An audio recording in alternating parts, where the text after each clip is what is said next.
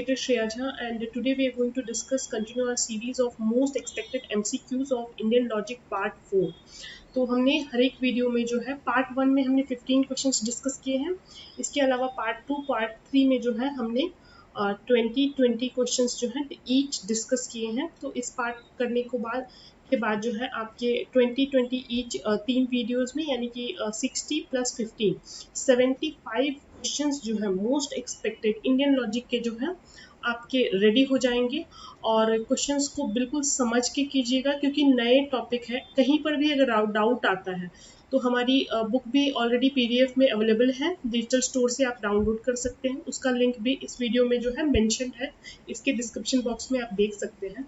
इसके अलावा जो है इंडियन लॉजिक के काफ़ी सारे वीडियो जो है इस चैनल पे आपको बहुत ही कम शब्दों में इंडियन लॉजिक का एक्सप्लेनेशन मिल जाएगा।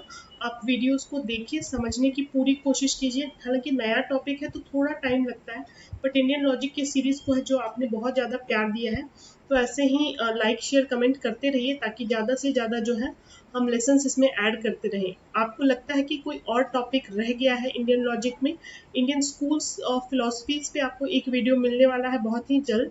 इसके अलावा और भी कोई टॉपिक्स हैं तो आप हमें कमेंट करके ज़रूर बताएं। और इस वीडियो को जो है आपको बिल्कुल टेस्ट की तरह लेना है। इसको तभी आप अटेम्प्ट करें जब आपने पार्ट 1 पार्ट 2 और पार्ट 3 जो है MCQs की प्रैक्टिस कर लिए हैं। इंडियन लॉजिक पे आपकी एक पकड़ बन गई है, कमांड बन गई है, तो आपके लिए जो है ये MCQ ज़्यादा फ्रूटफुल होंगे। तो पहले आप प्लेलिस्ट से जो जा करके पूरा इंडियन लॉजिक एक बार रिवाइज कर ले अगर अब तक आपने नहीं किया है। चलिए स्टार्ट करते हैं। रूल्स वही रहेंगे, आपको इनको टेस्ट की तरह लेना है। हम आपके साथ जो है क्वेश्चंस रीड करेंगे। एक्सप्लेनेशंस यहाँ पे आपको नहीं मिलेंगी। एक्सप्लेनेशन के लिए जो है हमने इन सारे टॉपिक्स को काफ़ी विस्तार से जो है इन पर चर्चा की हुई है इंडियन लॉजिक की सीरीज़ में। वहाँ से जाके आप एक्सप्लेनेशन ले लें। फिर भी यदि आपको लगता है कि जैसे कुछ कॉन्सेप्ट्स होते हैं जो नए हमने ऐड भी किए हैं थ्रू MCQs, तो आपको लगता है उनमें से कुछ चीज़ें हैं जो आपको एक्सप्लेनेशन चाहिए, तो कमेंट करके हमें ज़रूर बताएं। हम जल्दी से जल्दी आपके सारे क्वेरीज रिजॉल्व करने की कोशिश करेंगे। इंडियन लॉजिक के अलावा आपको पेपर 1 की और भी कई सारे सब्जेक्ट्स की सीरीज चल रही है। पेपर 2 कॉमर्स और मैनेजमेंट के भी MCQ चल रहे हैं। और एंटरप्रेन्योरशिप जो मैनेजमेंट का एक यूनिट है और वो भी हमने स्टार्ट किया हुआ है, तो आप उन सारी चीज़ों को भी जो है चैनल पे देख सकते हैं। स्टैटिस्टिक्स के काफ़ी क्वालिटी वीडियोस आपको मिल जाएंगे इस चैनल पे। तो ये सारा कुछ है जो आप आपके प्रिपरेशन में बूस्ट कर सकते हैं। स्टार्ट करते हैं फर्स्ट क्वेश्चन से। Dash helps in getting correct knowledge through anumana. व्याप्ति, पक्ष, साध्य और बाद। इसका जो आंसर है वो है व्याप्ति। Vyapti helps in getting correct knowledge through अनुमाना।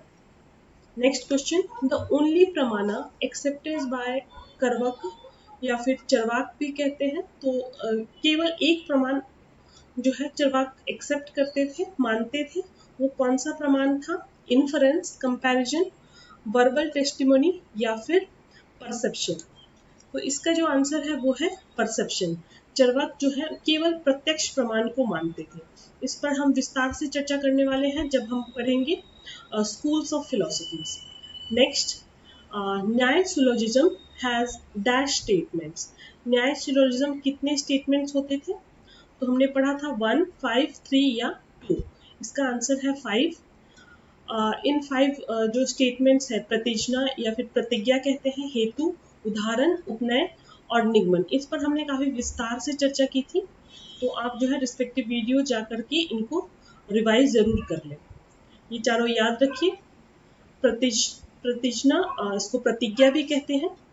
हेतु, रीजन, उदाहरण, एग्जाम्पल।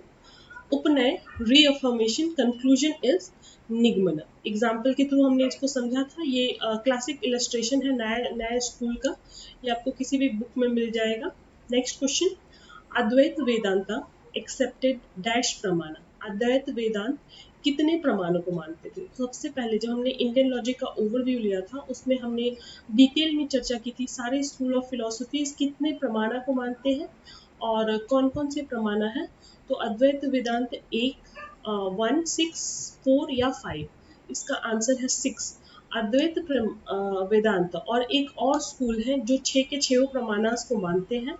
तो दूसरा स्कूल कौन सा है ये हमें कमेंट करके जरूर बताएं। नेक्स्ट क्वेश्चन, द प्रमाणा विच रिलाइज ऑन इम्प्लीकेशन, नाम से ही क्लियर है, अर्थपति, अनुपलब्धि, परसेप्शन या फिर नन ऑफ द अबव। तो इसका आंसर है अर्थपति यानी कि implication. Next question, logic is the science of correct behaving, thinking, appreciation या फिर none of the above.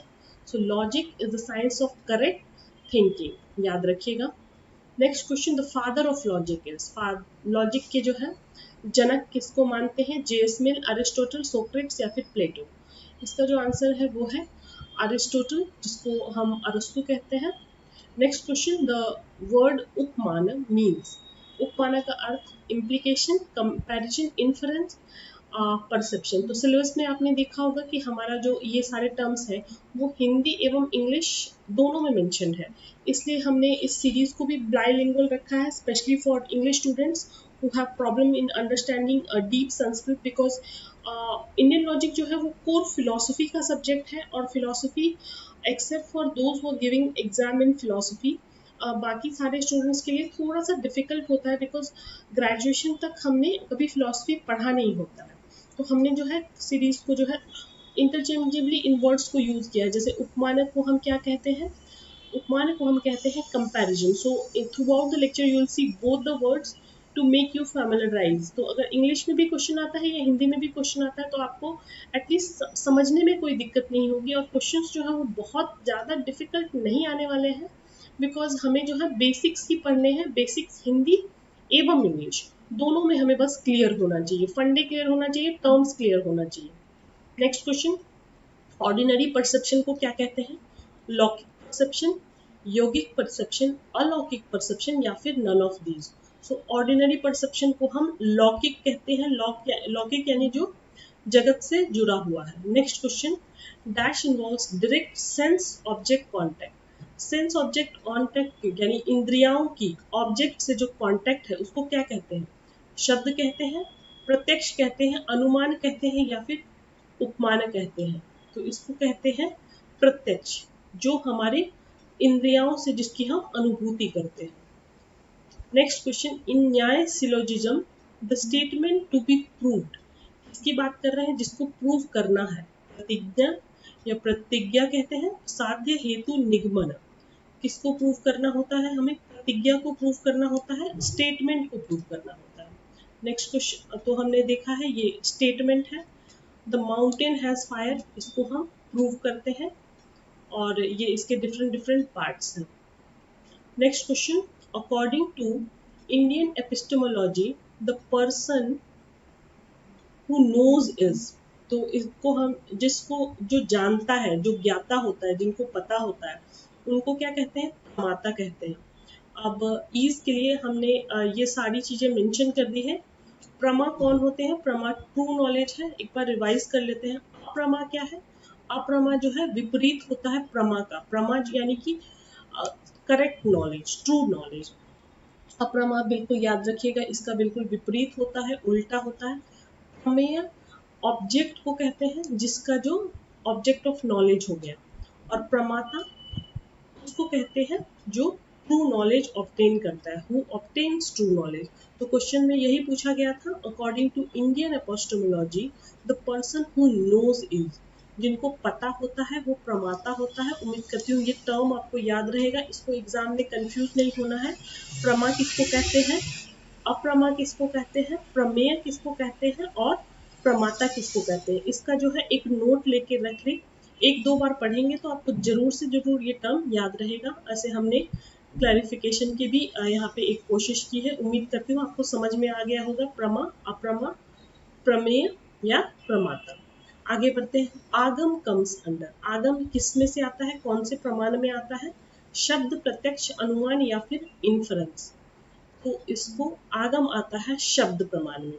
Next question, 14th one, dash means knowledge that follows some other knowledge, जो किसी और नॉलेज के थ्रू फॉलो करता है, शब्द, प्रत्यक्ष, अनुमान या फिर इन्फरेंस। अनुमान इसका जो है आंसर है, अनुमान मीन्स ऐसा ज्ञान जो किसी और ज्ञान को जो है फॉलो करता है। Next question, which one of the following pramana is considered valid by all schools, कौन सा ऐसा प्रमाण है जिसको सारे स्कूल्स ऑफ फिलोसफीज मानते हैं? स्कूल ऑफ फिलोसफीज पे जैसा कि हमने वीडियो के स्टार्ट में आपको बताया था, एक पूरा डिटेल वीडियो आपको मिलने वाला है जिसमें सारे स्कूल्स ऑफ फिलोसफी हम आपके साथ डिस्कस करने वाले हैं। तो कौन सा ऐसा प्रमाण है जो सारे स्कूल्स मानते हैं? शब्द, प्रत्यक्ष, अनुमान या फिर इन्फरेंस? तो इसका आंसर है प्रत्यक्ष प्रमाण। Next question, which among the following is a heterodox school? कौन सा ऐसा स्कूल है फिलोसफी का जो हेटेरोडॉक्स है? न्याय, वैशेषिक, बुद्धिस्ट या फिर वेदांत? तो इसका आंसर है Buddhist. Buddhist school of philosophy amongst these is considered as a heterodox school. Next question, which among the following is a valid knowledge? Again यहाँ पे valid knowledge की बात हो रही है। विपर्य, अर्थपति, तर्क या फिर स्मृति? तो अर्थपति जो है वो वैलिड नॉलेज है यहाँ पर। Next question, which among the following is a type of invalid knowledge? Valid knowledge हमने देखा, अब इस क्वेश्चन में बात कर रहे हैं इनवैलिड नॉलेज की। शब्द, समस्या, सामान्यतः दृष्ट या सन्निधि? इसका आंसर है समस्या। समस्या यानी कि डाउट। तो डाउट जिसमें हमें संदेह रहता है, जिसमें हमें संशय रहता है, वो कैसा नॉलेज है? इनवैलिड नॉलेज है, क्योंकि हम इसको वैलिडेट नहीं कर सकते। Next question, which among the following pramana is not accepted by Sankhya? Sankhya school of philosophy, Sankhya द्वारा कौन सा प्रमाण जो है स्वीकार नहीं किया जाता था? Perception, inference, comparison, testimony? तो आपको पता होगा सांख्य द्वारा जो है 3 प्रमाण को माना जाता था। कौन से प्रमाण थे हमें कमेंट करके जरूर बताइए। इससे जो कमेंट आप करते हैं ये इसलिए केवल है कि क्योंकि जो चीज़ें आप स्वयं करते हैं, जिसकी आप इनिशिएटिव लेते हैं, कमेंट करते हैं, वो चीज़ें हम कभी नहीं भूलते हैं। तो ज़्यादा से ज़्यादा कोशिश कीजिए वीडियोस पे जो है कमेंट करें और जो भी आपसे पूछा गया है उसको आंसर करने की। तो इससे हमें भी मोटिवेशन मिलता है, हमें भी पता चलता है कि आप लेसन्स की स्टडी कर रहे हैं और हम ज़्यादा से ज़्यादा जो है MCQs ऐड करते रहते हैं। तो इस क्वेश्चन का आंसर जो है वो है कंपैरिजन। कंपैरिजन को जो है सांख्य नहीं मानते थे। ऐसे इसका आंसर तो आपको मिल ही गया। परसेप्शन, इन्फ्लुएंस और टेस्टिमनी, इन तीनों को जो है सांख्य मानते थे। Next question, the type of सन्निकर्ष आर? सन्निकर्ष जो है काफी डिटेल पे आपको नहीं पढ़ना है हालांकि, लेकिन सन्निकर्ष कितने प्रकार के होते हैं ये आपको पता होना चाहिए। 7, 6, 5, 6 और 3। तो सन्निकर्ष जो होते हैं वो 6 प्रकार के होते हैं। फिलहाल इस वीडियो में केवल इतना ही। हमने 20 क्वेश्चंस डिस्कस कर लिए हैं और इस क्वेश्चन के बाद जो है आपके 75 मोस्ट एक्सपेक्टेड MCQs कंप्लीट हो जाते हैं इंडियन लॉजिक के। तो that's all for the video. ऐसे ही अपनी प्रिपरेशन जारी रखिए। Thank you.